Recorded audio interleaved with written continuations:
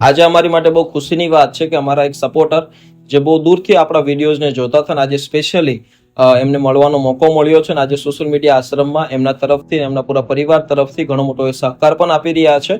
તો આપણે એમની પાસે જ જાણીએ કે એમને કેટલા ટાઈમથી આ વિડીયોઝને જોવે છે ને એને પ્રેરણા પણ ક્યાંથી મળી છે.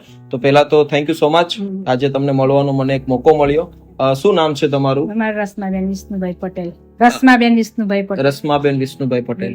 કેટલા ટાઈમથી તમે અમારા વિડીયો જોવો છો? છેલ્લા 3 વર્ષથી જોઉં છું. 3 વર્ષથી.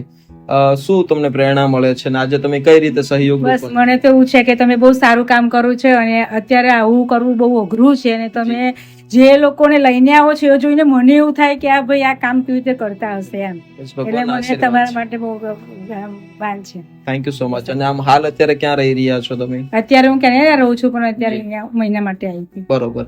તો ઘણા બધા લોકો કેનેડાથી, આપણા ઘણા બધા ગુજરાતી ભાઈઓ પણ સપોર્ટરૂપ બન્યા છે અને તમારો એટલો મોટો સહયોગ અમને ઘણો બધો ઉપયોગી પણ છે. જો કે આમ તો એમના પૂરા પરિવાર તરફથી સોશિયલ મીડિયા આશ્રમમાં દરેક પ્રભુજી માટે ભોજન માટે પણ એ સહયોગ આપે છે અને જેટલા પણ આપણું ત્યાં કામ થઈ રહ્યું છે રાઈટ નાઉ, આપણું જે વોટર ટેન્ક બનવા જઈ રહ્યો છે જેમની માટે ઘણા બધા ફાઇનાન્શિયલી સપોર્ટની જરૂર છે, પણ આજે ફૂલ નહીં તો ફૂલની પાંખડી રૂપે એમના પૂરા પરિવાર તરફથી યોગદાન આપી રહ્યા છે. Thank you so much.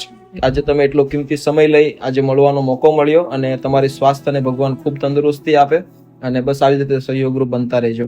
બધાને કહું છું કે એમના જેવું કામ કરજો. Thank you. એમના જેવા બધા આગળ વધે, દુનિયામાં બધું સારું થાય એવું કરે. Thank you so much. બસ તમારા વડીલોના આશીર્વાદ છે અને ભગવાનના આશીર્વાદ છે. થેન્ક યુ સો મચ દોસ્તો. તમે પણ જો સહયોગરૂપ બનવા માંગતા હો તો ડેફિનેટલી અમને કોલ કરી શકો છો, આશ્રમે પણ રૂબરૂ આવી શકો છો. આજે કેનેડાથી એટલા બધા દૂર હોવા છતાં પણ આપણા દેશ માટે અને ખાસ કરીને આપણી આ વ્યવસ્થા માટે એટલો મોટો સહયોગ આપી રહ્યા છે. બહુ મોટી વાત છે. ગુજરાતી તરીકે એમની ફરજ નિભાવી રહ્યા છે કે નહીં, આપણે સપોર્ટ આપવો જોઈએ કેમ કે ભગવાન એમને ઘણું બધું આપ્યું છે અને આવી જ રીતે ભગવાન એને જાજો આપતા રહેશે કે જેથી એકબીજા લોકોને ઉપયોગી બને. તો બસ તમે પણ લોકો આવો, ચોક્કસથી મળજો અને સોશિયલ મીડિયા આશ્રમમાં સહકારરૂપ બનજો. Thank you so much. Thank you દાદી.